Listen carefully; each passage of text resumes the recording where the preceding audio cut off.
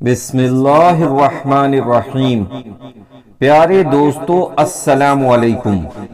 دوستو آج میں آپ لوگوں کو ایک ایسے گناہگار شخص کا واقعہ سنانے جا رہا ہوں جس سے پریشان ہو کر لوگوں نے اسے اپنے بستی سے نکال دیا، لیکن پھر وہ اللہ کا دوست کیسے بنا، آئیے جانتے ہیں اس ویڈیو میں۔ شروع کرنے سے پہلے آپ سے گزارش ہے کہ اس ویڈیو کو آخر تک دیکھیں۔ دوستو میں ہوں عمران الحق اور آپ دیکھ رہے ہیں حق آفیشیل یوٹیوب چینل۔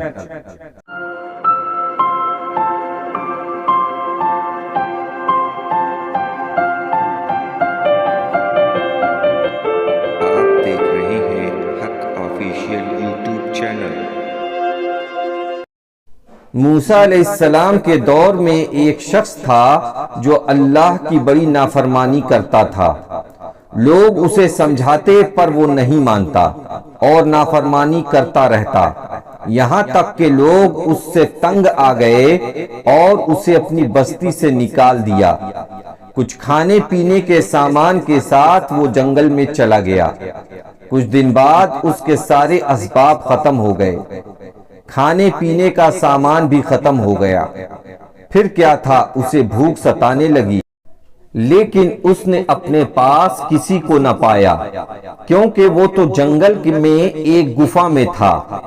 بھوک پیاس سے اس کی حالت خراب تھی۔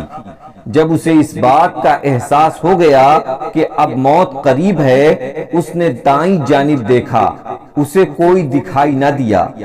اس نے پھر بائیں طرف دیکھا، اسے وہاں بھی کوئی دکھائی نہ دیا۔ پھر اس نے بڑی ندامت کے ساتھ آسمان کی طرف دیکھا اور بولا، اے اللہ جو معاف کرنے والا ہے، بڑا رحمان رحیم ہے، میں نے ساری زندگی تیری نافرمانی کی اور تو مجھے معاف کرتا رہا۔ آج مجھے سب نے چھوڑ دیا ہے، میری بے بسی پر رحم فرما اور تو مجھے ایسے حالت میں اکیلا نہ چھوڑ۔ میں نے سنا ہے تیرے نیک بندوں سے کہ تو بڑا مہربان ہے، مجھے معاف کر اور مجھے تنہا نہ چھوڑ۔ یہ کہتے ہی اس کا دم نکل گیا اور وہ مر گیا۔ موسیٰ علیہ السلام سے اللہ تعالیٰ نے فرمایا، اے موسیٰ، میرا ایک ولی، ایک دوست جنگل میں فوت ہو گیا ہے، جاؤ اور اس کے جنازے کا انتظام کرو اور سنو، اپنی قوم کے لوگوں کو بتا دو کہ آج جو اس کے جنازے میں شامل ہوگا وہ بھی بخشا جائے گا۔ یہ سن کر لوگ جنگل کی طرف بھاگے، یہ جاننے کے لیے کہ وہ کون شخص ہے جس کے جنازے میں شامل ہونے سے سارے گناہ معاف ہو جائیں گے۔ جنگل میں پہنچے تو دیکھا کہ یہ تو وہی شخص ہے جس کو لوگوں نے بستی سے نکال دیا تھا۔ لوگوں نے موسیٰ علیہ السلام کی طرف دیکھا اور کہنے لگے، اے موسیٰ، آپ کیا کہہ رہے ہیں؟